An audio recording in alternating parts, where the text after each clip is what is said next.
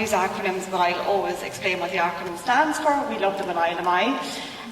Then I'll talk a bit about my experiences with community development, personally and through my work. Next, I'll move on to what the slogan, "Nothing about us without us," means to me and the importance of intersectionality. And I will close with a call to action for everybody. So, I am Paula, but I'm also a daughter, a sister, an auntie, a friend, a colleague, and many more things. But I also was born with this condition called cerebral palsy. I didn't really know what that meant. That's what it's called. It's been called different things over the years. And I always kind of felt a wee bit afloat, not really sure like what that meant, that something was kind of not right, and trying to fit in, trying to kind of be normal. But let's face it, normal's overrated. So, as I say, that's kind of how I would have seen myself for many, many years, kind of would have tried to pull myself up by my bootstraps and have a positive attitude. But then things changed in the summer of 2019. So I was at a bit of a loose end and, you know, kind of feeling a wee bit afloat, and I wanted to get more involved. And I would have tried previously to get involved in different groups, but certain groups wouldn't have felt right. So I said, okay, I need to keep going and keep trying to reach out. So I reached out to an acquaintance from college, and I said, you know, I'd like to get more involved. I didn't know what that looked like, I didn't know what it meant. But he was actually working for the Independent Living Movement Ireland as the policy worker at the time, and he mentioned that they were having their annual general meeting in the Gibson Hotel on the 28th of September 2019. And I find dates are very significant, so you'll understand in a bit why that's important.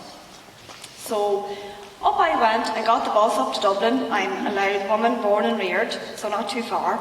But I got the bus up and I had very low expectations. Because let's face it, the AGM meetings, they're not exactly going to, you know, light a fire under many people's bellies. But I was intrigued and interested, so I said I'll give it a go. I've got nothing to lose. So I went up, and that was a massive turning point for me. And I was really glad, because I finally found that sense of community that I really wanted. And I was welcomed in by like-minded people, many people who are cherished friends and colleagues.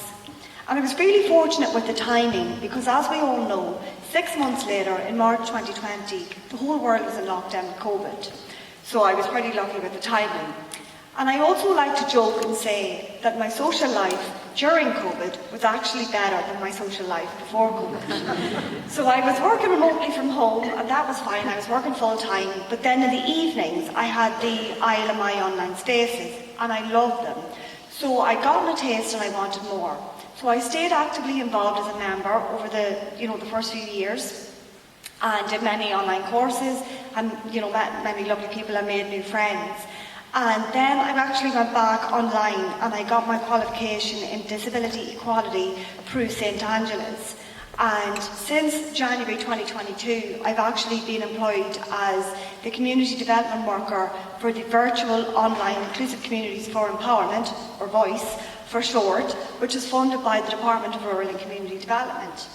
So through that work, I'm actually connecting with disabled people online and in person in Wexford, Waterford, Carlow and Kilkenny. And my colleague Nicola Meikle is connecting with disabled people in Cork, Kerry and Tipperary. And through the funding of from the department, we've actually successfully launched a disabled persons organisation in Wexford, Waterford, Carlow, Cork, Tipperary.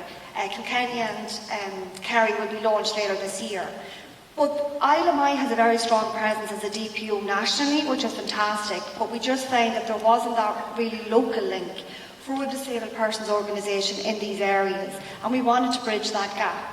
And just to clarify, a DPO, it's led by disabled people for disabled people. It's like a union for disabled people. So it will be separate to a disability service provider. And it's really about having an autonomous space to have our voices heard as a collective on issues that affect us.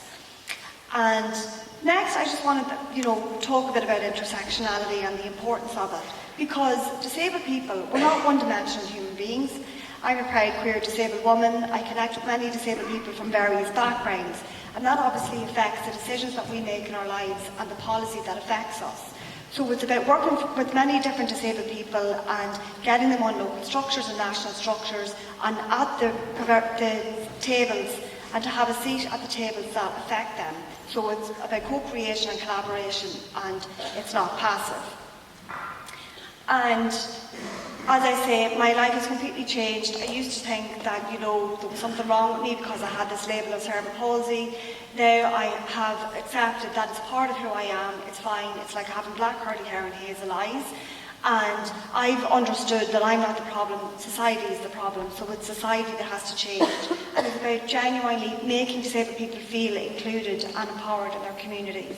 And thankfully I've been able to do that with many different disabled people throughout my work, and really kind of pay it forward, so to speak, because I know what it's like to be on the other side and how isolating and lonely it is. And that brings me then to my next point about the nothing about us without us.